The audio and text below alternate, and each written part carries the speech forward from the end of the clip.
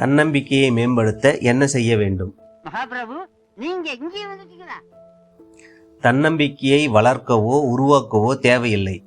தன்னம்பிக்கையின் முதல் வெற்றியே நம்முடைய பிறப்புதான். என்னடா சொல்ற? 100 அல்ல, 1000 அல்ல, பல கோடி பேரில் ஒருவராக பங்கெடுத்து தாயின் கருவறையில் இடம் பிடிப்பது சாதாரண வெற்றியா? Smart boy.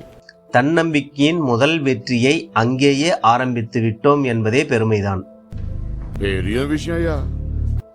மறதி என்னும் வாயில் கதவு மூடியிருப்பதால் தன்னம்பிக்கை உள்ளே உறங்கிக் கொண்டிருப்பதை நம்மால் உணர முடியவில்லை.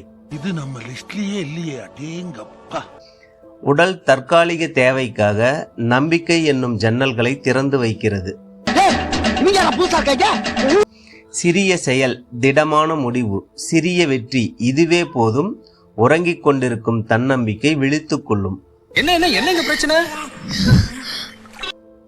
தன்னம்பிக்கையை உடனே எழுப்ப வேண்டுமா? பயமே தன்னம்பிக்கையை விழிக்கச் செய்யும் மிகப்பெரிய ஆயுதம். சொன்னா கேட்க மாட்டியே. மனம் பயத்தை உணரும் போது நம்பிக்கை தளர்ந்து போகும். உடலை பாதுகாக்க பாதுகாப்பு ஹார்மோன்கள் வெளியே வரும்.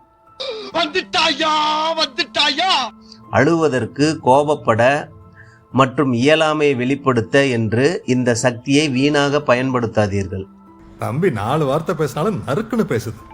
உறங்கிக் கொண்டிருக்கும் உங்கள் தன்னம்பிக்கையை எழுப்புவதற்கு பயன்படுத்துங்கள்.